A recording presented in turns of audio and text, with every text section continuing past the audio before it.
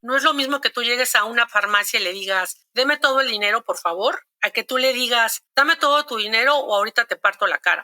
Tú me aventaste al perro, entonces yo salí con un palo y mejor salgo con una pistola y mato a 3 personas. El Chapo algunas cosas las mandaba por escrito y apenas podía escribir. Su firma era como de alguien que no sabía escribir.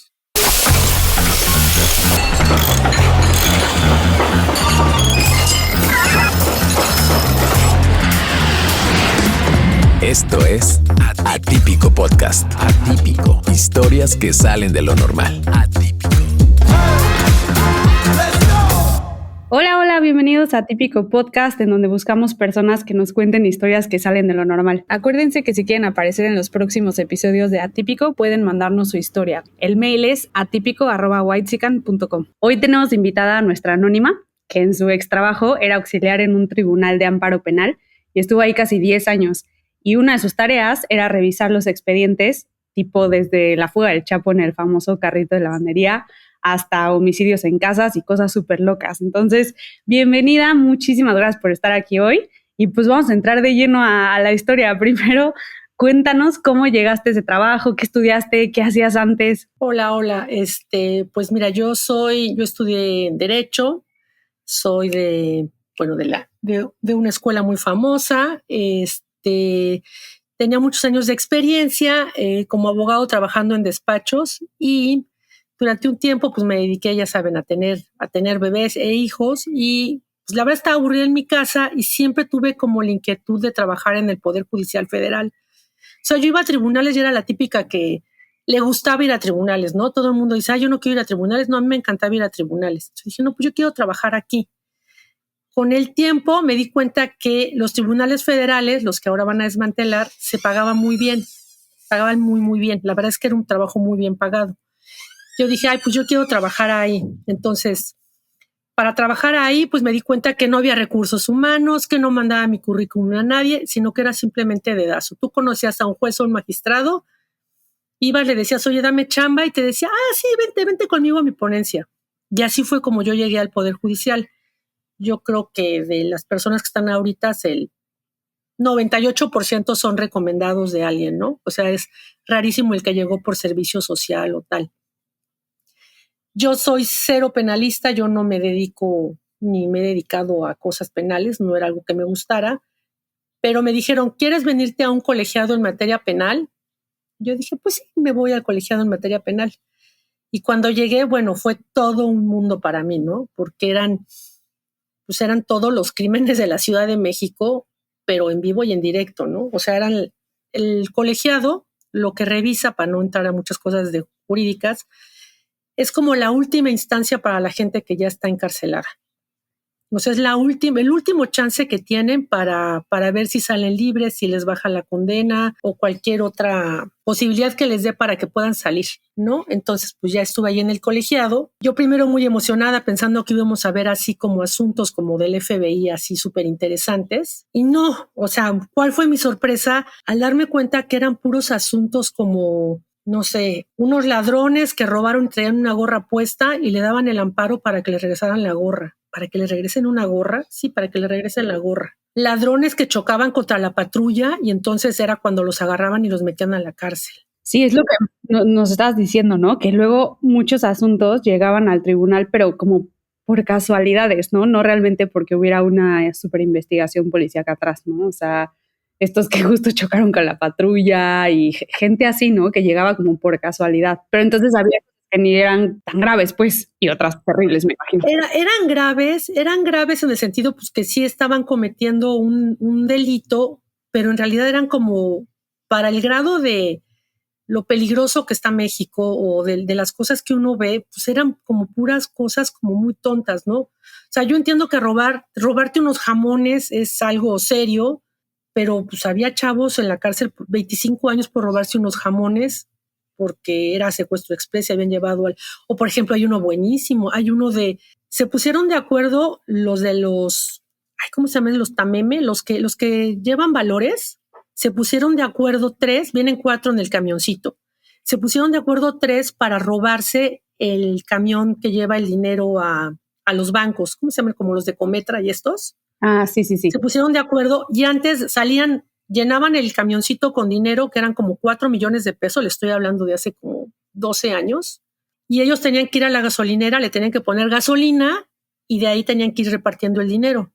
No fueron tan brutos que le pusieron 200 pesos de gasolina. Se metieron a un estacionamiento, se quedaron sin gasolina, no pudieron robar el camión, se empezaron a pelear. Total, se robaron 100,000 pesos, obviamente los agarraron y a una de las cómplices la dejaron encerrada en la camioneta. Y fueron todos a la cárcel, ¿no? Y era así como delincuencia organizada, porque pues más que delincuencia organizada eran como 4 babosos que no sabían ni cómo le pones 200 pesos de gasolina. Hay unos asuntos así súper absurdos, ¿no? Hubo uno que salió del reclusorio, el chavillo, porque aparte eran gente muy joven todos. Salió de la cárcel y se subió un microbús y venía con unos amigos y le dijeron, oye, vamos, de aquí vamos a hacerte una fiesta, te estamos esperando, tu abuelita, todos. Ah, perfecto. Se suben al microbús. Es que no traemos para la caguama. ¿Pues traes una fusca? Sí. Arriba las manos, denme dinero para la caguama. Y el esquina una patrulla no llegó a su fiesta. O sea, no llegó a su fiesta. Se regresó al reclusorio. A las 2 horas se había regresado al reclusorio. Dicen, ¿qué haces aquí? Ay, es que robé para las caguamas y nos agarraron. O sea, robó para las caguamas de su festejo. De su festejo de salida de la cárcel y se regresó. Terminó a las 2 horas de la cárcel. No, 2 horas, se regresó 2 horas al reclusorio, ¿no? O luego hay otro, este es muy bueno, espero que les guste. A ver, ahí va. Eran unos cuates esos sí eran como chicos malos, eran unos robacoches, secuestrados, terribles los hombres estos. Entonces los persigue la policía, como de película, que ya están completamente rodeados, ya no pueden escapar. Y entonces los ladrones dicen, ¿saben qué? Yo no voy a ir a la cárcel, yo no estoy preparado para ir a la cárcel, yo soy muy malo, yo no voy a ir a la cárcel. Venían 3 en el coche y traían unas granadas en el coche. Y entonces, ¿saben qué? Nos vamos a morir todos. Entonces le gritan a la policía desde el coche, ahora sí, cabrones, aquí se acabó, nos vamos a morir todos. Y entonces, háblenle a sus familias, entonces agarran el celular y le hablan a su familia, adiós, Lupita, ya me voy a morir, adiós, que te vaya, adiós, papá, morirás como un héroe, de veras, ¿eh?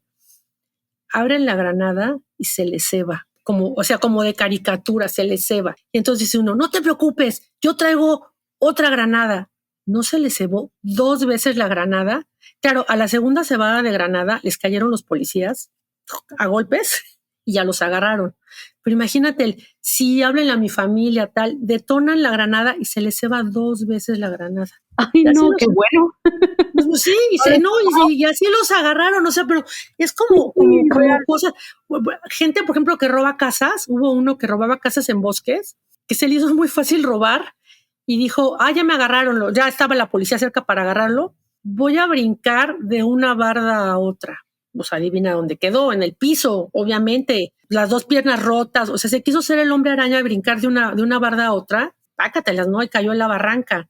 Y había muchos asuntos que yo decía, pero es que no puede ser que esto sea lo general de un tribunal, ¿no? Como que uno espera ver cosas más serias, ¿no? O sea, había cosas, y las cosas serias como que eran muy profesionales. Yo debo decir que en el Poder Judicial, que está ahorita, que se está desmembrando, sí eran muchos recomendados, sí había muchos problemas, pero la gente que hacía su trabajo era muy seria en cuanto a su trabajo.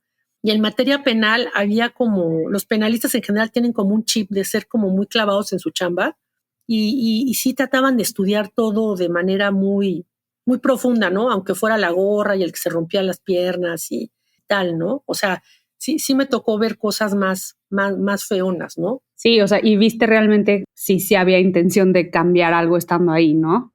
Trataban mucho de hacer su chamba. El problema del Poder Judicial es que no conecta con la gente. O sea, en este caso, en materia penal, tu cliente es la gente que está en la cárcel. No es un número, no es una persona, es un pobre chavillo. En general, la gente que está en la cárcel son chavillos de menos de 25 años que cometieron un crimen pues, a lo tonto, ¿no? O sea, sacaron una pistola, porque, por ejemplo, en un robo, no es lo mismo que tú llegues a una farmacia y le digas, deme todo el dinero, por favor, a que tú le digas, dame todo tu dinero o ahorita te parto la cara. El decir eso es violencia y esa violencia es agravante. Entonces, en el primer supuesto no llegas a la cárcel, en el segundo supuesto sí llegas a la cárcel. Y entonces wow. tratan de hacer su trabajo, pero tratan de hacer su trabajo sobre reglas que son un tanto como estrictas para unas cosas y muy laxas para otras. Luego, otra cosa que yo vi mucho en el Poder Judicial es de los crímenes de alto impacto. Me tocaron muchos secuestradores, de esos secuestradores terribles, de esas cosas horribles que veías de secuestro. Y veías que durante el periodo, no sé si fue de Fox o de Calderón, la policía como que sí le echaba ganas y quería hacer como un pequeño FBI. Querían poner el polígrafo, querían poner que los presos fueran divididos por su peligrosidad, que incluso la pena, antiguamente la pena era por su peligrosidad, o sea, eres muy peligroso, entonces la pena va a ser mayor que un cuate que no es peligroso, pero existían criterios y fíjate, curiosamente son de la 4T, criterios como los de Saldívar, como los de Olga Sánchez Cordero, que decían, no, ellos vivían en Suecia, haz de cuenta que ellos vivían en Suecia, no, es que no podemos hacer eso, esa gente no es peligrosa, no, se les aplica a todos la mínima. Si la policía les da un jalón, yo no estoy a favor de la tortura bajo ningún caso, pero si la policía les hablaba feo era tortura. Entonces, todas las reglas que Fox y Calderón quisieron como implementar para hacer una policía más profesional, más como las que vemos en las películas de Estados Unidos, Sí. todas esas reglas se echaban abajo con criterios de la Suprema Corte, motivadas por Saldívar, motivadas por Sánchez Cordero, pensando que no, que eso era violatorio de derechos humanos, que eso no debía ser, tal. Por ejemplo, me tocó ver el asunto, a mí no, de manera indirecta, el asunto de Florence Cassés. Ese asunto causó mucho molestia dentro de los colegiados, porque Florence Cassés era culpable. Florence Cassés secuestró niños. Había testigos que cuando escuchaban la voz de esta mujer lloraban de que les había dejado sin comer o les había hecho cosas, y sin embargo la Suprema Corte la liberó, ¿no? O sea, el colegiado la había condenado y la Suprema Corte la había liberado. Y aparte la liberaron en todo un circo mediático haciendo quedar mal al colegiado. Como que todo el Poder Judicial se sintió como traicionado de, oigan, ¿por qué hacen eso si nosotros estudiamos miles de tomos para determinar que esta mujer era culpable? Esta Florence fue justo la francesa, ¿no? La francesa que Saldívar liberó, o sea, que determinaron en la corte que era inocente. Sí, que la arrestaron, pero que curiosamente estaban ahí como todas las cámaras listas para... hay un documental en Netflix, creo, está bastante bueno. Sí, lo que pasa es que el problema yo creo que de Florence Cassés fue la detención. La detención, el momento de la detención es muy importante. Como la detención se hizo un circo para la tele, es de ahí se agarraron para soltarla, pero eso no implica que ella no hubiera secuestrado gente, ni que hubiera secuestrado niños, ¿no? O sea, la mujer era muy cruel con sus víctimas, y el novio, que creo que está pendiente de sentencia, exactamente igual. O sea, yo creo de los asuntos más feos que vi fueron los de secuestro, y en el secuestro la Policía Federal de entonces sí se puso las pilas, sí interceptaban llamadas, sí lo seguían, sí siguieron celulares, pero son los únicos delitos donde yo vi investigación. Otros delitos realmente eran casualidades, ¿no? Por ejemplo, había unos cuates, que eso ahora ya se usa mucho con las criptomonedas, pero en ese momento no era tan común, unos cuates que pusieron una casa de bolsa sin autorización de la CNB, por supuesto, sin ninguna experiencia, y empezaron a captar dinero. Era un asunto piramidal y se escaparon. Y me acuerdo que en el tribunal me decían, es que eso no es tan importante. Yo decía, pero ¿cómo no va a ser tan importante si le robaron a la gente pues, su patrimonio? No, bueno, pero eso por tontos, ¿no? Y yo decía, no, pues no es por tontos, o sea, pues ese tipo de delitos también impacta a la gente, ¿no? Pero, claro, o sea, esas cosas no son así. Otro asunto, fíjate, muy, muy curioso es, cuando yo entré al tribunal, los delitos más comunes en la Ciudad de México eran el robo, los secuestros, y conforme fueron pasando los años, el delito más común se volvió el homicidio, o sea, los asesinatos. wow. O sea, eso en 10 años yo lo fui viendo, ¿no? Primero estábamos viendo puros robos y acabamos viendo puros homicidios. Qué locura, pues es que por eso creo que, o sea, en un país donde hay como tanta violencia y tantos homicidios, justo, ¿no? Ven un delito de dinero o algo así y lo pasan como, no, pues mejor vamos a ver al que mataron, al que secuestraron, o sea, está cañón eso. Sí, está cañón eso. Y tú, o sea, igual me platicabas que como que llegó un punto en el que seguro al principio te impactaba mucho y luego pues no sé qué tan seguido veías como asesinatos, homicidios, todo, que era como, bueno, pues sí, uno más, o sea, ¿a qué grado se normaliza como ver toda esta violencia o estos casos que igual al principio te impactaban y después era como, uno más, ¿no? Sí, no, pasas, por ejemplo, yo al principio me pasaban los homicidios y te pasan las autopsias y están las tripas, cosas horribles, y tú sabes, no, yo no quiero ver eso, y no sé, al poco tiempo ya te estabas comiendo un sándwich viéndola. Y lo que era muy curioso es la gente que trabaja en materia penal, las fiscalías, los policías, la gente del tribunal, les gustaba como ver la sangre, ¿me entiendes? O sea, llegaba un expediente con un homicidio así terrible, así que destripados y horribles, y decían, ya llegó el muertito. Y corrían todos los compañeros a ver las fotos del muertito, ¿no? Y tú decías, ay, no, está medio creepy su asunto, ¿no? O sea, como que, pues, ¿qué le ves? ¿Qué le ves a una pobre gente ahí toda destripada, ¿no? Pero sí, te acostumbras. Yo pasé de ponerle un clip a pasar las autopsias sin bronca. Algo que me llamaba mucho la atención a mí de los homicidios es que ustedes no saben la cantidad de homicidios que había por tonterías. Me tocó ver homicidios porque en lugares como en Iztapalapa o así, tú me aventaste al perro, entonces yo salí con un palo y mejor salgo con una pistola y mato a 3 personas. Ay, no. Homicidio triple. Otro que yo le decía que era los 15 años del terror, había unos 15 años en alguna colonia popular, me vio feo, yo quería con la quinceañera, él quiere con mi hermana, y saliendo de los 15 años mataban a alguien. Eso era típico. Había muchos homicidios de ese tipo. O sea, y literal, esa era la explicación que daban, así como cuando Sí, cuando les tomaban la declaración, ¿por qué lo mataste? No, es que yo estaba bailando y entonces llegó el Raimundo y el Raimundo me dijo, yo quiero con mi hermana y con mi hermana no te metes y entonces lo picamos. Pero ¿cómo mataste a alguien por algo tan tonto, no? Hubo uno terrible, fueron 3 muertos. Un vecino le estorba a otro en Iztapalapa con el coche y entonces ya mueve el coche, le choca un poco el coche, supongo que le dio así como un lleguecito y le dijo, vas a ver. Y a la hora llegan como 10 cuates en moto, así como película de los 70s, llegan 10 cuates en moto y sal, así como con cadenas, ¿no? Sale y matan a 3 personas. No, porque les estorbó con el coche. Porque les estorbó con el coche un vecino al otro y tú decías, ¿qué onda con esto? O sea, pero ¿por qué hacen eso, no? O sea, sí puede eso? Pero pues no es para tanto. No es para tanto, ¿no? O sea, sí te estorbó, pero no es para tanto, ¿no? O sea, como que hay uno muy bueno que en unos 15 años mata uno a otro y se escapa. O sea, se escapa 8 años. Y 8 años después se sube al microbús ahí como para el pueblo de Santa Fe, se sube al microbús para ir a ver a su abuelita. Y el microbusero era el hermano del difunto.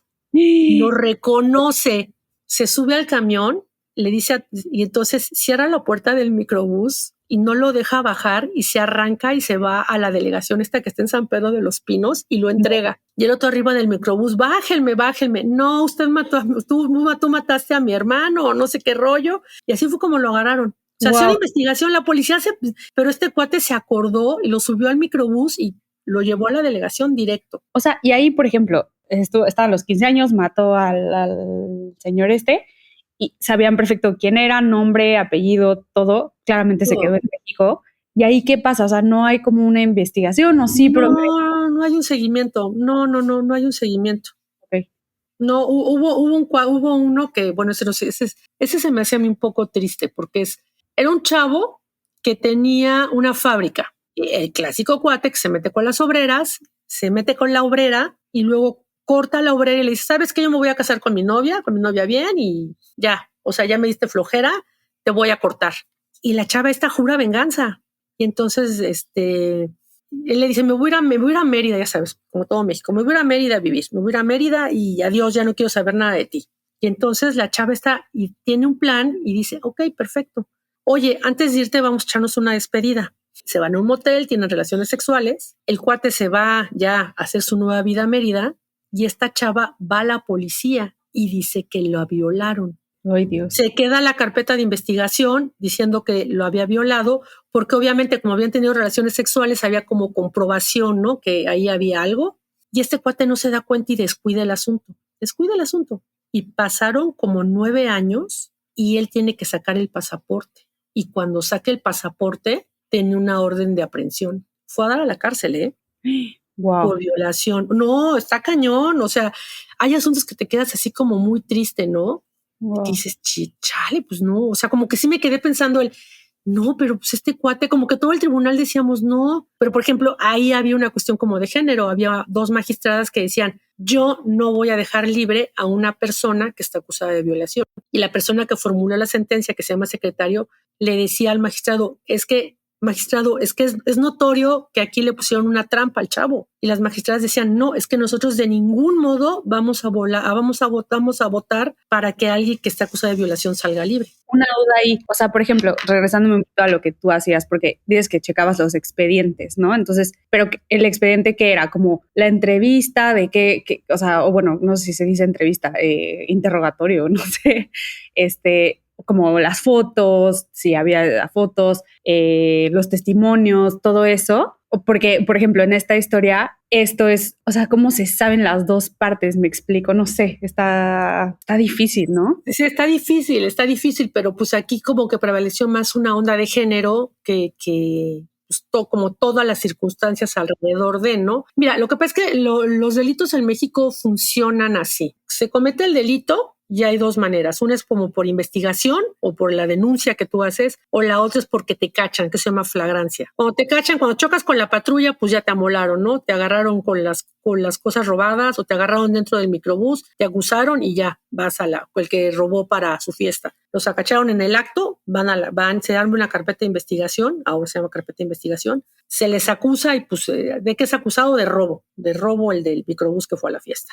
En el caso de los que son como con más investigación, hay una denuncia. En el caso de esta chava había una denuncia. O sea, te cometen el delito, denuncias, la fiscalía va empezando empieza a juntar todos los elementos para que haya una acusación formal ante el juez. Todo eso son sobre todo mucho papel, son oficios, todo se transcribe, todo es por escrito. El sistema de ahora todo es por escrito. Y todos esos documentos se juntan y como si estuviéramos en el siglo XVI, se cosen. Por eso los expedientes judiciales son tan grandes. Le mandé un oficio a la policía para hacerle la prueba de que si fulano traía una pistola en la mano. La policía te contesta con un oficio y eso se va cosiendo. Todos esos documentos se van cosiendo y se hacen torres de papel. El gran rezago que hay en el Poder Judicial actual es porque son torres de papel que no hay capacidad para leer tanta cosa. Y los tribunales tienen el trabajo, sobre todo en un colegiado, de leer todos los papeles. Tú tienes que leer todo. Para que una sentencia sea fundada y motivada, salvo que seamos Lenia Batres, todo se tiene que leer. Entonces hay auxiliares, que es lo que yo hacía, donde tienes que leer todo, le pones post-its y el secretario, que es la persona que lo formula, hace la sentencia. Esa sentencia, hagan de cuenta que es un examen final que se la tienes que presentar a un magistrado. Y luego ese magistrado se le presenta a 2 magistrados más y entre los 3 deciden. Pero esa cadena de trabajo, pues puede ser muy extensa, ¿no? O sea, hay asuntos como la fuga del Chapo, la fuga de Puente Grande, que serían, no sé, 60, 70 torres de documentos, porque pues el Chapo se fugó de una cárcel federal, le tienes que preguntar a los custodios, a los de la lavandería, al que estaba en la puerta, a todo el mundo le preguntan y todo eso se tiene que juntar en un expediente y eso lo tiene que analizar un colegiado. Entonces, el rezago viene sobre todo viene de que pues, no hay gente suficiente para leer tanta cosa, ¿no? Y esos asuntos se pierden con asuntos chiquitos que a lo mejor por eso se hizo la reforma penal, por eso los juicios ya son orales, porque en lugar de que te perdías en papel, bueno, ya en una audiencia desahogamos todo y se acabó, ¿no? Y sentencian. Y entonces, o sea, tú eras de las que leía todos esos expedientes y... Sí, yo estuve en 2 secciones, una en las que lees todo y que ayudas al secretario a hacer la sentencia, pues, es todo. Tienes que leer todo y le tienes que decir al secretario, aquí hay todo, tienes que leer todo, entonces te enteras. La verdad es que está padre porque te enterabas de todo el chisme, ¿no? O sea, eras de las pocas personas que leías todo el chisme. Sí. Y luego estuve en otra parte del tribunal que son los que admiten que nada más revisas que esté legal para que ver si va a proceder el amparo o no va a proceder el amparo. Esa es otra área del tribunal. ¡Qué locura! Y entonces ahorita dices que ese proceso, bueno, que ya las audiencias las hacen como habladas, pero ese proceso... Los jueces, los colegiados van a seguir igual. Ok. Y, o sea, obviamente por eso también es que a veces los casos tardan tanto tiempo, ¿no? Porque justo como dices, no hay tantas personas para leer tantas torres de papeles y justo supongo que no sé cómo funciona el orden de los casos, no sé si es por fecha, pero o por importancia, ¿no? Como, bueno, si tienen el caso del Chapo, pues van a checarlo primero que tal vez el que se robó una coca, ¿no? ¿Sabes qué? Ahí la bronca es que funcionan un poco como por... A los jueces y a los magistrados se les califica por el número de sentencias que dictan. Entonces, puede llegar el Chapo con 160 tomos y puede llegar un homicidio con 2 tomos y te dicen, no, ¿sabes qué? El homicidio porque es más rápido, ¿no? Porque llegó, fue a los 15 años, lo mató, se acabó, lo cacharon, sacas una sentencia. Ah, ok. Entonces, el rezago también va en función de que, pues, si son muchos tomos, la gente los va dejando a un lado. Y la otra también, pues hay casos más mediáticos que, aunque sean enormes, por ejemplo, el del Bester Gordillo, aunque eran tomos y tomos, pues ese lo tenían que resolver, ¿no? Entonces tenía que resolver el asunto de la extradición del Chapo se tenía que resolver, ¿no? O sea, la extradición que del Chapo, ahorita si quieres te platico del Chapo que Ay, sí, platícanos. Pues mira, del Chapo, digo, obviamente del fondo del asunto, pues ya todo el mundo sabemos que lo extraditaron, ¿no? Pero lo que era muy curioso del asunto del Chapo eran los abogados del Chapo. Bueno, primero, el asunto del Chapo, había 2 asuntos del Chapo, el de la fuga de Puente Grande en el carrito de lavandería, que decían que todo eso era cuento, pero pues yo vi las fotos del carrito, vi todas las de que aparentemente sí se fugó como película en un carrito de lavandería. Y la otra fue la extradición del Chapo. El Chapo tenía un equipo legal rarísimo, o sea, como que uno jura que van a llegar, no sé, los que salieron en Estados Unidos del Chapo, ¿no? Como abogados más profesionales y tal. No. Aquí tenía un equipo legal muy extraño. Era un viejito que decía que era su amigo personal y había otro grupo de abogados que son los que salen en los reportajes. Y cuando llegaban al tribunal nos callábamos todos, porque si era así como gente medio amenazante, como que buenas tardes, vengo por el asunto de don Joaquín, y todos decíamos ahí en la torre, ¿no? Que a mí no me toque, por favor, que no me voltee a ver, ¿no?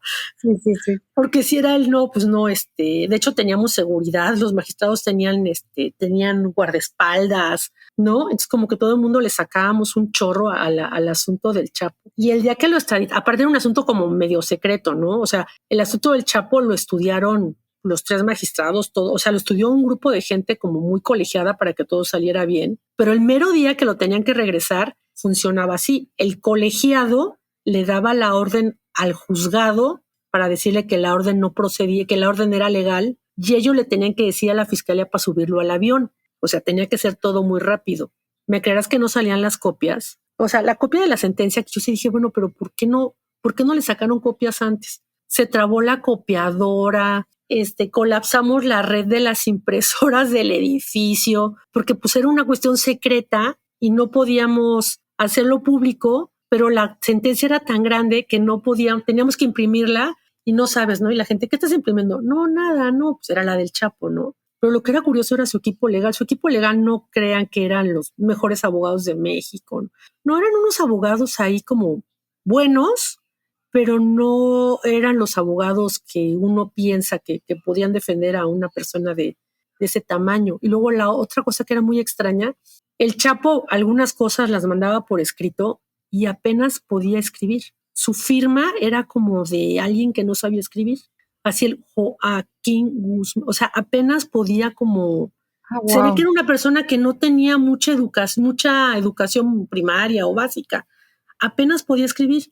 Luego una vez me pasó una cosa a mí, bueno, que todo el mundo se la cuento, a ver si no sé si la vayan a poner. Los conocíamos, ¿no? Todos conocíamos a los abogados del Chapo. Entonces un día me mandan a mí a la calle y me dicen que vaya a 2 cuadras que están los juzgados a llevar algo. Como yo era chichincle, pues llevo mis cosas. Y de regreso paso y me quiero comprar un jugo. Y de repente junto al juguero, oigo, buenas tardes. Dije, pues buenas tardes. Volteo y era el abogado del Chapo, comprándose un jugo. Ay, no. Y yo... Pero aparte era muy chistoso porque adentro del juzgado pues no traía ni sombrero, ni lente de oro, ni pluma de oro, ni cinto piteado, ¿no? Parecía como un abogado más, pero afuera ya era con el sombrero y el lente de oro y buenas tardes, abogado. Y yo así de, no, por favor, aléjese, ¿no? Porque aparte como que yo decía, es que me van a ver del tribunal que yo estoy hablando con este hombre y yo no tengo nada que ver con él, ¿no? Y me pagó el jugo y bueno, te juro que subí con el jugo temblando, ¿no? Y arriba me dijeron, no te preocupes, hombre, es común que te encuentres a los abogados afuera. Pero a mí sí fue como el no, por favor, ¿no? Como sí, que como yo sentí... ¿por qué me acaba de pichar un jugo el abogado? Sí, o sea, el cómo, ¿por qué? ¿Y este juguito qué voy a hacer con él, no? Pero como dices, yo creo que, o sea, más que abogados buenísimos o lo que sea, porque obviamente pues les pueden pagar lo que sea, es más bien quién se rifa a meterse en esos asuntos, ¿no? Porque no creo que sea un cliente normal el Chapo, o sea, no.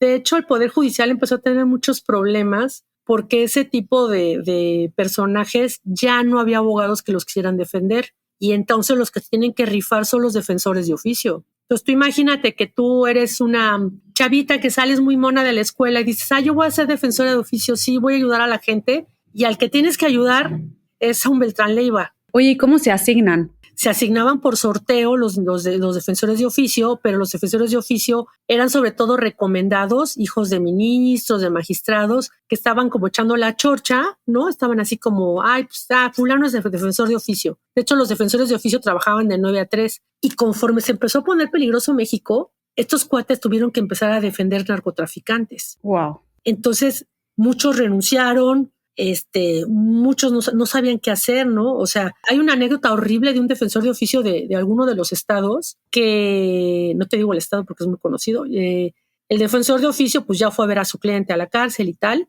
y cuando llegó a su casa en una privada, le escribieron con la sangre del perro como película de terror de más te vale que me vaya bien o una cosa así, ¿no? O sea, le mataron al perro y con la sangre del perro le escribieron en la pared. Evidentemente al día siguiente, en ese momento, a los juzgados los defendía la Marina. Era la época de Peña Nieto y entonces ahí sí había un teléfono como funcionario judicial de si te sientes amenazado, si te sientes perseguido, si te pasa tal, habla tal teléfono y era como un área de la Marina que atendía a todos los juzgadores. Por ejemplo, los jueces en Mazatlán tenían que vivir todos juntos en casas de seguridad. Te estoy hablando de hace 15 años, y no podían ir con su familia. No, pues no. Hubo otros casos de gente. La verdad es que sí se rifaban, o sea, sí se rifan los magistrados y jueces penales. Uno piensa que, burócratas y tal, pero muchos sí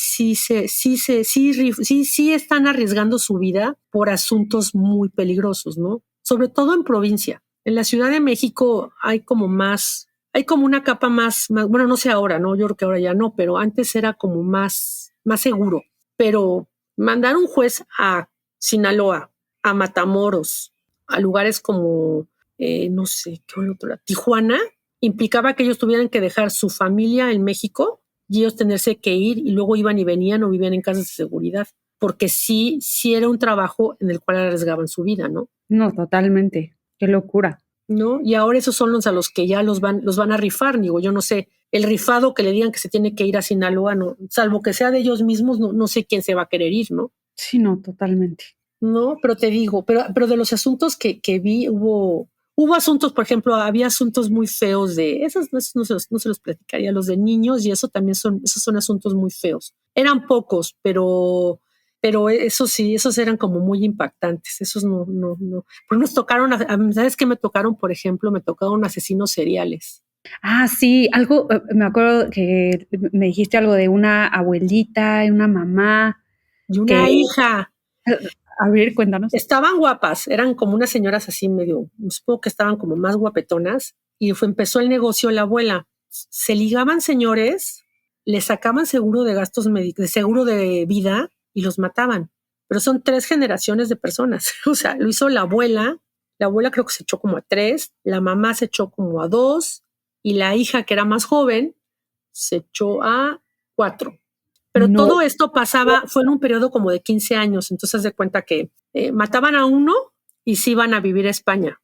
se gastaban el dinero, varios millones de pesos, sacaban seguros de gastos médicos de 7, 8 millones de pesos, te estoy hablando de hace 15 años. Y el último, me acuerdo que era como Gonzalito, Fernandito, a todos, ¿sabes cómo los envenenaban? Con un tecito, eso sí, les daban un tecito y el tecito como que les daba cianuro y de repente, les daba un infarto o les fallaban los riñones. Y entonces eran las 3 generaciones en la cárcel, ¿no? Entonces decían los que iban a verlas, porque hay unos funcionarios judiciales que van a la cárcel a notificarles, me decía el actuario, no, es que imagínate, llego y me dicen, joven, ¿no quiere tomar algo? Y que al otro se les subían y bajaban los colores, ¿no? Porque todos sabíamos que lo habían envenenado con un tecito, con una coquita, con unas gotas, ¿no? Que el joven no quiere tomar algo. No, muchas gracias de veras, señora. Y decían, es que son súper educadas y que tenían en la cárcel como una casita y que así muy arreglada y que le decían, no, es que esto lo compramos en Italia, ¿verdad, hija? Ay, sí, cómo extraño cuando yo caminaba por Vía Condotti y tú así con él, no manches, pero si mataron a no sé cuánta gente, ¿no? Sí, oye, o sea, y estaban la abuelita, la mamá y la hija al mismo tiempo en la cárcel. La cárcel, las 3 estaban en la cárcel. Las cacharon a las 3 como juntas ya después de que habían hecho todo eso. Sí, las cacharon con el último, porque el último, la familia sí se enteró que se había casado con él. No, pero aparte de la investigación, obviamente no fue hecha por la policía. La investigación corrió a través de los compañías de seguro que se dieron cuenta que había 3 mujeres que se la pasaban cobrando seguros de ¿cómo se llama? Seguros de vida y que a todos se les modían. Pero creo que fueron 7 u 8 personas, ¿eh? ¡Qué locura! O sea, fue por los seguros que ellos fueron los que dijeron, oye, le andamos pagando a esta señora ya 3 veces. Seguro repitieron empresas de seguros, ¿no? Para que se dieran cuenta. Para que se dieran cuenta. Hay uno, bueno, yo creo que de las mejores que vi, ahí te voy a contar esto. A ver.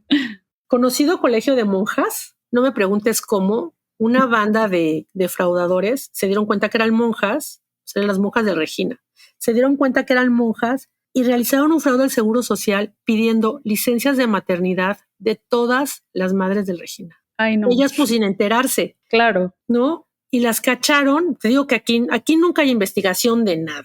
Cacharon porque una de las chavas que se hizo pasar por las monjas llegó a una sucursal con un pasaporte a nombre de la madre X y el de la sucursal había estado en la sucursal donde estaban las cuentas del colegio.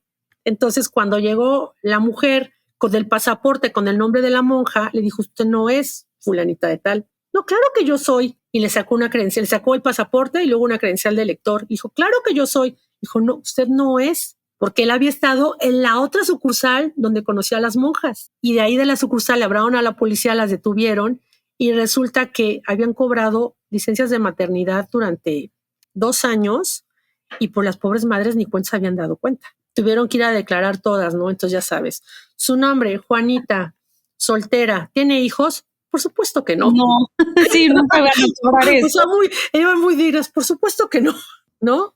Ofendidas, pues sí. No, claro pues que imagínate, o sea, pero fíjate que a qué nivel llega la ocurrencia. No, los delincuentes son muy creativos, muy creativos. No, definitivamente es algo que no les falla. Sí, no les falla, ¿no? Y luego, te puedo contar mi caso más el caso sin resolver más escabroso, no sé si te interesa. Obvio. A ver, este es el asunto para mí más, pues es delicado porque si hay una víctima, no sé cómo se llaman, no voy a entrar en muchos detalles, pero te lo voy a contar casi como un cuento. Había una vez una señora que estaba casada, tenía una hija chiquita y ella todos los jueves, todos los miércoles o jueves, tenía un día que decía que era el día para ella, ¿no? Y le decía al marido, a mí no me digas dónde voy, no me digas qué hago, yo tales días son mis días para irme con mis amigas. Y el marido que a otro país le respetó perfectamente esto. Un día el marido ese día va, la deja en el salón de belleza, ella se arregla, tal. Llega a las 9 de la noche, el marido llega de una reunión de trabajo, llega a su casa y ve su casa con la puerta medio abierta, las luces prendidas, en una privada, en todo esto en una privada con seguridad. Entra y llega a su cuarto y la luz del cuarto prendida y le empieza a hablar a la esposa. Oye, fulana. Cuando llega a su cama está la esposa, muy guapa ella, por cierto, muy guapa. Ella, una señora muy guapa. Está ella muerta sobre la cama, desnuda, con un dildo entre las piernas, y en el baño, te estoy contando como película de terror, como película de así, con el baño 3 condones usados. No es cierto. Y entonces él se espanta muchísimo, le grita y entonces llega un vecino a darle CPR, llega el vecino, y entonces a partir de la muerte de esta mujer empiezan a hacer declaraciones y entonces un taxista dice, sí, yo vi que llegó ella acompañada de 2 hombres y entró a su casa y estaban muy contentos, pero después el taxista dice que se confundió. Luego acusan al vecino de que el vecino la acosaba. Luego en el funeral llegan unas personas a tomarse unas selfies diciendo que qué bueno que se murió la sacamaridos. No. Y entonces empieza a ser todo una rebatinga de quién la mató. Y el esposo, en la desesperación de ver a quién acusan al vecino que le dio CPR, porque dice, no, es que sí hay pruebas de ADN en México, pero claro, saber de quién es el ADN del condón usado y el que estaba junto al dedo, pues es imposible de saber, ¿no? Pues somos millones de mexicanos. Y la policía dice, no, vamos a echarle la culpa al vecino que le dio CPR. Y el vecino, que promueve la policía, oye, yo no tengo nada que ver, ¿no? O sea, yo era... O sea, y el vecino llegó después de que el esposo... Claro, o sea, el señor empezó a gritar y le dijo, oye, mi esposa está mal, él era paramédico, le dio CPR y luego andaban acusando al vecino. Ay, no. Pero ese asunto nunca se resolvió. O sea, ese asunto sí me parece como, yo siempre digo, no, quien quieran, yo le doy el guión. O sea, es que es una muerte rarísima.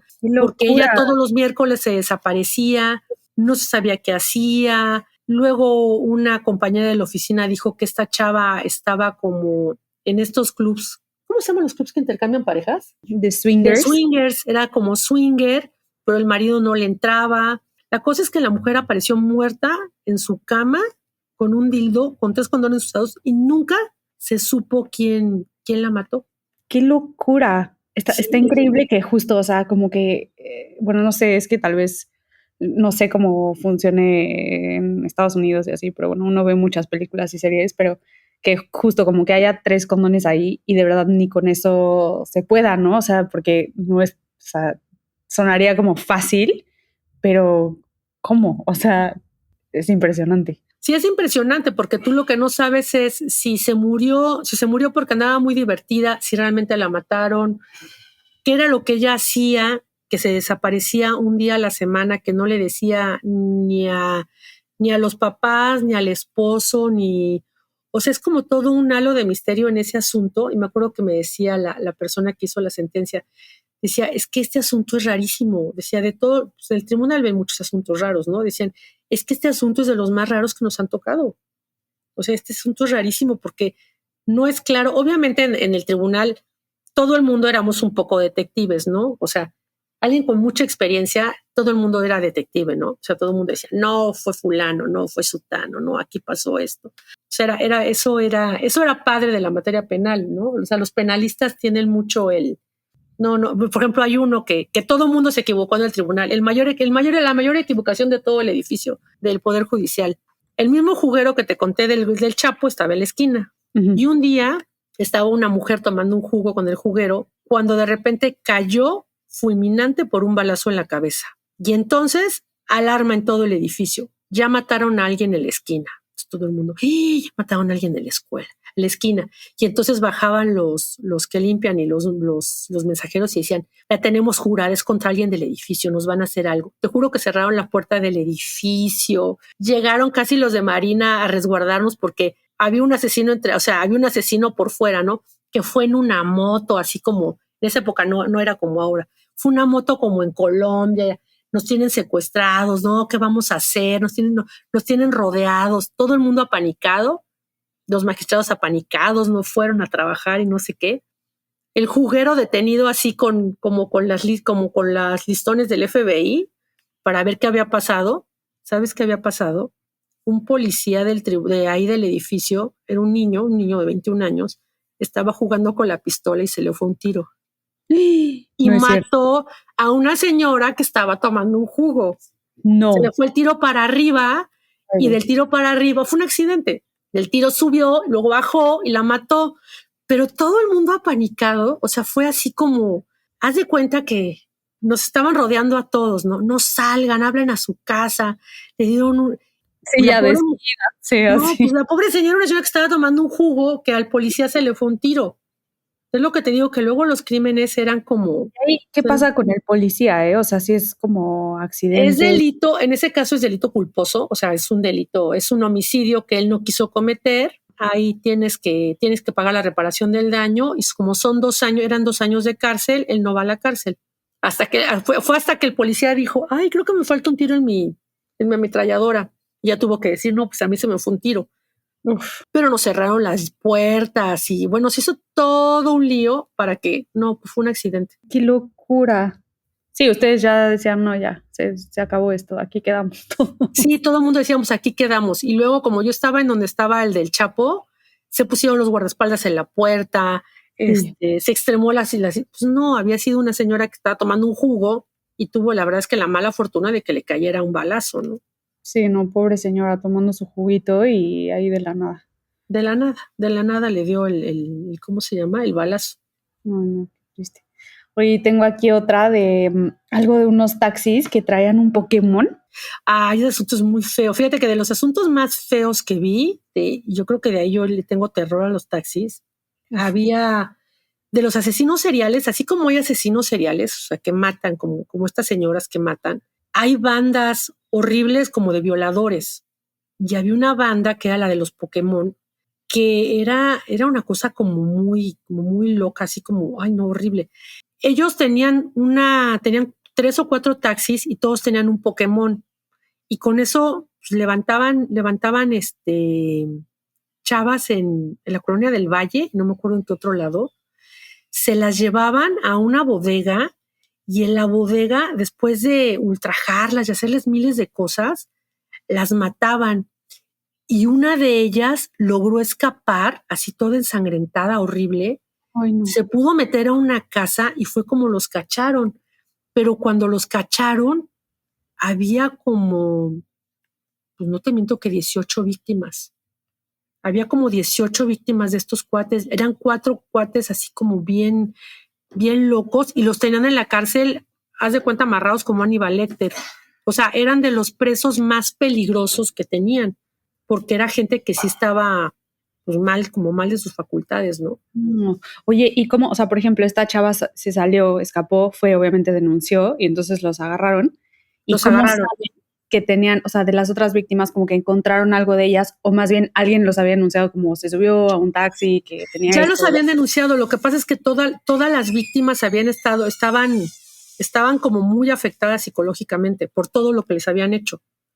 Entonces sí eran casos como conocidos en la fiscalía, pero Ya, no o sea, había ninguna investigación. Y otras que no. Ajá, no había ninguna investigación y se dieron cuenta que lo que tenían en común es que tenían unos taxis con un Pokémon. Y fue como los atraparon. Ay, no, malditos, qué bueno que los atraparon. Sí, esos qué bueno que los agarraron. La verdad es que esos cuates, Sí. qué bueno que los agarraron, ¿no? O sea, esos cuates, qué bueno que los agarraron. O sea, y todo porque literal traían un Pokémon, pero que porque traían un Pokémon. Sí, es que hay cosas que pues yo creo que los delincuentes luego tienen en común. Lo que no existe es, lo que yo nunca vi fue como en las series del FBI, que hubiera un patrón, que dijeran, a ver, el patrón del asesino es este. Generalmente eran casualidades, generalmente los agarraba otra gente, o sea, no había, salvo los secuestradores, que yo sí debo decir que la Policía Federal pues sí se puso la pila con los secuestradores. O sea, los secuestros sí, yo creo que se abatieron porque sí hubo como toda una intención de que eso desapareciera, ¿no? De gente tipo el Mochorejas y esas cosas tan horribles, esos sí desaparecieron por una investigación policíaca. Sí, ahí sí se pusieron las pilas para por lo menos tratar de hacer algo. Por ejemplo, también veíamos con asuntos de militares, porque hay militares en la cárcel, hay muchos militares en la cárcel. Pero lo que era curioso de los militares es que los militares siempre se culpaba al soldado raso. No sé, hubo un asunto donde un grupo criminal, no me acuerdo en qué estado de la República, pero sí era como por Sinaloa o por Sonora, se ponían de acuerdo con los oficiales. Ves que hay retenes, ¿no? Entonces, en los retenes hay 20 camiones, vas a dejar pasar a 4 y al quinto no. Y el quinto me supongo que venía con droga, ¿no? Sí. Y aquí lo que hicieron es que se fueron contra el pobre güey de la banderita. O sea, en lugar de irse contra el que se puso de acuerdo, se fueron contra el güey de la banderita. El güey que con la banderita decía, este sí y este no, que a él le dijeron, para los primeros 4 y el quinto no, por decirte algo. Ah, pues el de la banderita. Se fue a la cárcel. Y justo era una pregunta que tenía, como que alguna vez viste como que se diera alguna sentencia así y luego tiempo después fuera como, pues no, chance no era esta persona o estuvo mal o ya alguien está en la cárcel que era inocente o algo así. Fíjate que sí, y eso era como un motivo de orgullo para el tribunal. O sea, decían, tenemos una libertad plena. Era como un orgullo el secretario o el magistrado, o sea, el secretario que era el que formulaba bueno, primero el oficial, ¿no? El que hacía era todo un orgullo el decir, encontré a alguien que es inocente, o sea, encontré a alguien que podemos liberar. Había una magistrada que decía, yo prefiero liberar a alguien que a lo mejor puede ser culpable que dejar a un inocente en la cárcel. Entonces, había asuntos que sí era no, usted no fue. Y entonces, esos asuntos tenían prioridad. Cuando se detectaba que había un asunto de un inocente, se daba como cuenta, se le avisaba a los 3 magistrados que iba a haber una libertad, se revisaba con más detalle para no meter la pata, y en ese asunto se revisaba primero, los magistrados se reúnen en una sesión, se van viendo los asuntos en orden y las libertades van primero. Y cuando se decreta la libertad de una persona, en ese instante tienen que ir a la cárcel a decirle, es usted libre, salga. Me tocaron varios, nos tocaron varios. No son lo más común, pero sí nos tocaron varios. Y para los tribunales era como sí estamos ayudando a la gente a salir, ¿no? Oye, tengo aquí otro que está también súper creepy. Alguien que enterraba niños.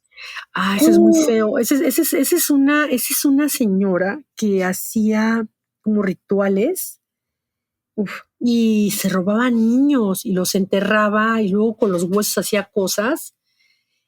Y bueno, como tipo cuando brujería. iban a ver a la casa, sí era una onda así como del mercado de Sonora, que se robó unos niños y los enterró. Y luego alguien se dio cuenta que metió al niño y el niño ya no salió vivo, ¿no? Y así fue como la cacharon. Llegaron al jardincito o a la terracita que tenía, ya estaban enterrados como 3 o 4 niños.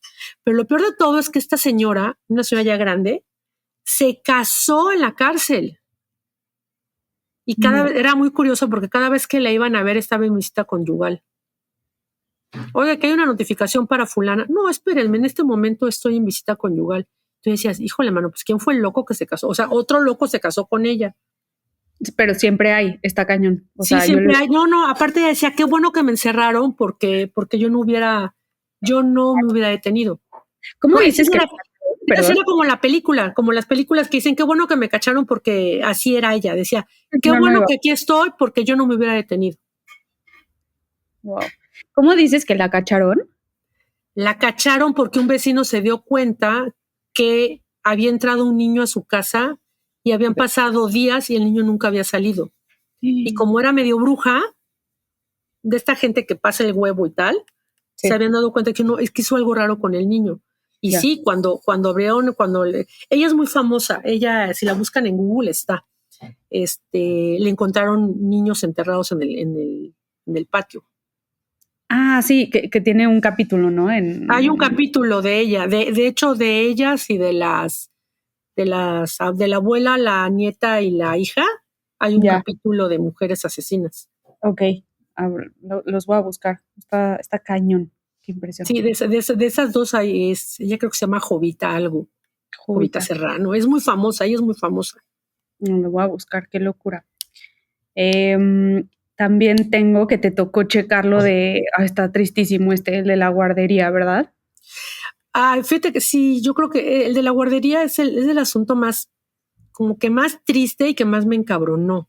No. Porque nosotros en el tribunal llevaban la reparación del daño, no tanto lo que había pasado con los niños, ¿no? Sino las víctimas, las familias de los niños pedían la reparación del daño, o sea, los gastos psicológicos y todo el peso que ellos tenían por la muerte de sus hijos o de sus hermanos. Pero la bronca de ese asunto es que pasaban años y no les pagaban, ¿no? O sea, ellos decían, ok, dame reparación del daño, dame escuela para los niños que sobrevivieron, dame los gastos médicos. Y tú veías que el gobierno se hacía tonto. No, te voy a dar 100. Y entonces decían, no, dame 500. No, nos vamos a ir a tribunales. Y los tribunales decían, no, primero que se evalúe. Y como era la guardería ABC, se iban a la corte y tardaban años. Entonces a mí me tocó ver un proceso de 10 años, eran miles de tomos, donde veías que los papás, que eran unos papás pues, normales con hijos, después de la muerte de sus hijos se habían vuelto adictos, se habían divorciado, los niños tenían problemas psicológicos horribles, se habían quedado sin trabajo, no tenían para las medicinas. Y el expediente daba vueltas. O sea, el expediente solo daba, iba y venía, iba y venía, iba y venía. ¿No? Y decías, era un asunto como que sí decías, ya dejen de darle vueltas al asunto y ya páguenles. Sí, no, o sea, porque tener un hijo quemado y no tener para las medicinas, mejor fundaciones de Arizona y de otros lados, la de esta señora que se le quemaron los nietos, alguien de la tele que se le quemaron los nietos en el árbol de Navidad, mejor ellas hicieron cargo de los niños, porque había muchos niños quemados. Ese es el asunto más triste que yo creo que vi, ¿no? O sea, sí, no me imagino. Después de esa tragedia y luego tener que estar años y años justo con familias destrozadas y así estar persiguiendo aparte. Yo me quedé en 10 años y creo que a la fecha no les han pagado. Ay, no, qué tragedia. Oye, y también te tocó de El Bester, ¿no? Ah, sí. El asunto del Bester era como, o sea, como que los asuntos estrellas eran el del Bester y el del Chapo, ¿no? Las que son cosas completamente diferentes. El del Bester, pues eran tomos y tomos y tomos, porque fue desde la detención hasta lo que tenía en el closet, ¿no? O sea, nos enteramos de todo hasta lo que tenía en el closet, ¿no? Por cierto, cientos de zapatos nuevos, ¿no? Sí, no le faltó el shopping. No le faltaba el shopping. No, lo que era muy curioso del Bester es que el Bester se pasó mucho tiempo, nunca pisó la cárcel realmente. Siempre dijo que estaba enferma, que tenía la presión alta, que tal. Entonces, cuando le iban a notificar, llegaban, le digo, ¿por qué tardaste tanto, fulanito? Tardaba horas, ¿no? ¿Por qué tardaste tanto? No, es que estaba en meditación la señora. Tenía yoga, coach de meditación, luego estaba hablando con los abogados, o sea, tardaba horas. Tenía un séquito de gente en la cárcel esperándola. Siempre, ¿no? Una vez a mi amigo, el que iba a notificarla, la dejaron en una sala de espera creo que estuvo en el Ángeles. Sí, creo que estuvo en el Ángeles del Pedregal. Lo dejaron en una sala y se estaba muriendo de hambre el cuate y estaba una caja de chocolates. No había como unos chocolates enfrente. No se comió todos los chocolates y le tuvo que decir, maestra, por favor ya fírmeme porque tengo que ir al baño porque sus chocolates me hicieron daño. Y yo, pero ¿para qué te comes todos los chocolates, no? Y lo que pasa es que le decía, no, pues siéntese, joven. No, decía que era muy amable, pero no, nunca. O sea, la verdad es que no pisó la cárcel. Nunca pisó la cárcel. Siempre estuvo en el hospital, estuvo en el Ángel, estuvo en otro. O sea, la verdad es que se la llevó muy campechana, ¿eh? Sí, y que fueron como 5 años así, ¿no? Y ya después como, bueno, absuelta y bye, ¿no? O sea... Sí, fue como la ya absuelta, bye. Lo que pasa es que, digo, esa es mi opinión muy personal, siempre estuvo mal armado todo. Yo creo que fue puro circo. Me supongo que fue como un poco para anularla, porque la estaban acusando como de lavado de dinero y en realidad ella lo que hizo fue que dispuso para ella del dinero del sindicato. Exacto. O sea, no, ella... No era lavado de dinero, el dinero era lícito, era el dinero del sindicato que ella se lo metió para gastárselo en sus cosas, ¿no? Sí, era más bien como robo, ¿no? Sí, robó al sindicato y el sindicato pues nunca la acusó. O sea, yo creo que eso fue completamente político, ¿no? O sea, ese asunto fue nada más como para mantenerla quietecita. Y ya un ratito después, ¿no? Un ratito después la sacaron, ¿no? Y creo que es muy amable. La verdad es que creo que la mujer era muy amable, ¿no? No, pues yo creo que todo lo que consiguió fue porque se sabía mover, la verdad. Sí, muy hábil, muy hábil. Wow. Oye, y ya para cerrar, o sea, ¿qué es lo mejor o lo que más disfrutaste de trabajar ahí? Y como lo peor que ahorita dices que bueno, que ya no estoy ahí. Yo creo que seguro hay algo de las dos cosas, ¿no? Sí, mira, yo Yo empezaría por lo peor. Mira, el problema y de donde se agarró la reforma no el peje Saldívar, la reforma es porque el Poder Judicial, como fue planteado originalmente en los 90s, era vamos a tener burócratas de primera para que haya justicia de primera. Entonces les vamos a pagar bien, les vamos a dar buen horario de trabajo, les vamos a dar todas las herramientas que ustedes necesiten para que las cosas salgan bien. O sea, en papel sonaba perfecto. El gran problema que del Poder Judicial es que la contratación de personal depende única y exclusivamente del magistrado o del juez. Entonces empezaron a meter parientes, empezaron a jugar con las plazas y pues se empezó a descomponer todo, ¿no? Todos eran parientes de todos. Yo trabajé con personas que tenían 8 parientes dentro del Poder Judicial. Wow. Yo sabía de magistrados que hacían pactos, como si fueras legal, hacían pactos para que tu hijo esté en mi lugar de mi hijo. Y entonces subir dentro del Poder Judicial era muy difícil porque no es que subieran los mejores, subían los parientes más estudiosos de los magistrados y de los jueces. Cuando entró Saldívar, de presidente de la Corte, ya había todo un estudio de todo el nepotismo que había dentro de. Y él no lo combatió, él lo fomentó, seguía, ¿no? O sea, Sánchez Cordero tiene muchos parientes dentro del Poder Judicial, pero muchos, te estoy diciendo, debe tener 10 parientes dentro del Poder Judicial.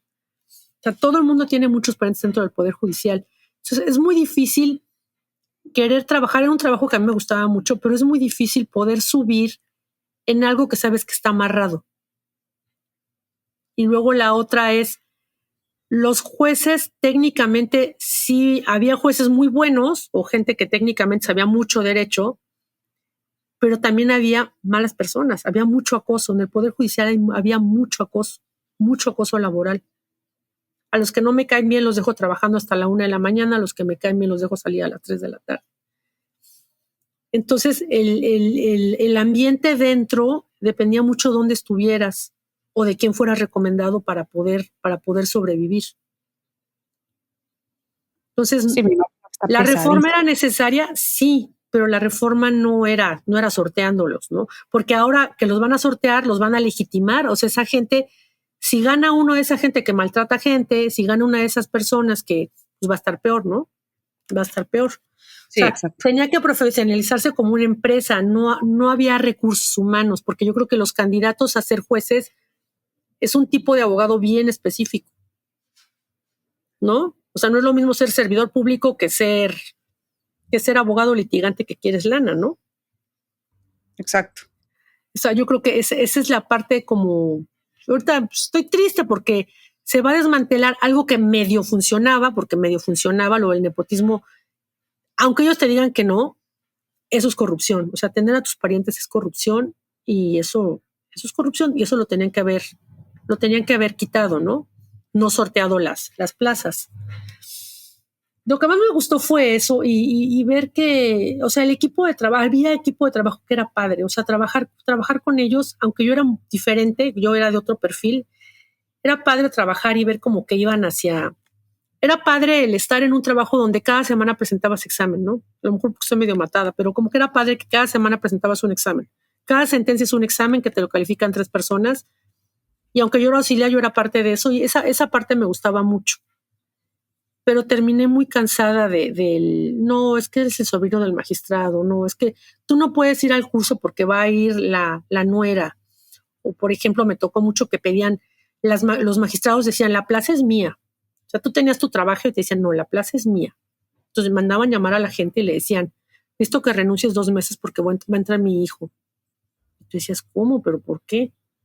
Aparte que renuncies. No, que renuncies, claro que renuncies. Entonces la gente renunciaba y esa parte del manejo del Poder Judicial no me gustaba. Sí, me imagino. Y lo que sí me gustaba mucho era que sí existe, son pocos, ¿no? O yo creo que son la mayoría. Sí existe un grupo de personas que están dispuestas a hacer el trabajo que no todos queremos hacer. O sea, no todo el mundo está dispuesto a leer cientos de hojas para llegar a una sentencia. Y algo bien importante, no todo el mundo está dispuesto a sentenciar a alguien. O sea, se oye cursi, pero el decir yo te voy a meter a la cárcel es difícil. No es cualquier persona, ¿no? No, claro. O sea, elevarte en juez y decir yo te voy a mandar a la cárcel es algo muy cañón. Y que luego eso implique que arriesguen su vida, pues también es algo muy, muy difícil de hacer.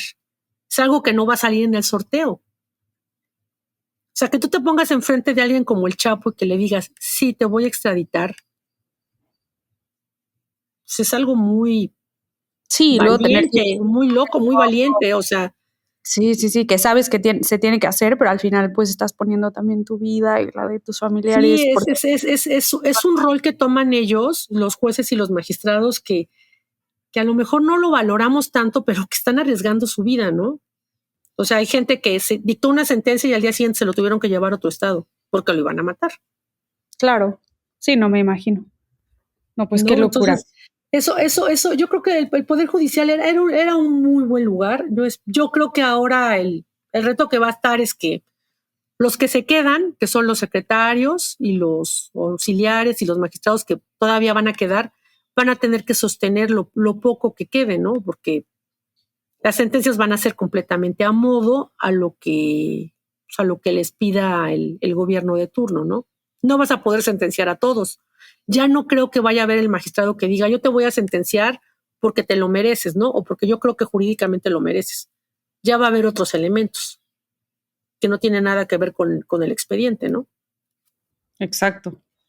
Pues ya veremos cómo sale. Ya veremos cómo sale eso. Pero bueno, espero que les haya entretenido, que no haya sido yo muy jurídica. No. Qué barbaridad, qué historias. O sea, yo creo que pocos trabajos tan interesantes que alguien se puede topar. O sea, yo creo que tienes muchísimas anécdotas. Estuvo súper interesante, o sea, sí te abre los ojos de muchas cosas. Muchísimas gracias. Recuerden que si quieren aparecer en los próximos capítulos de Atípico, pueden mandarnos su historia a atípico@whitezican.com. Esto fue Atípico Podcast. Atípico. Historias que salen de lo normal. Atípico.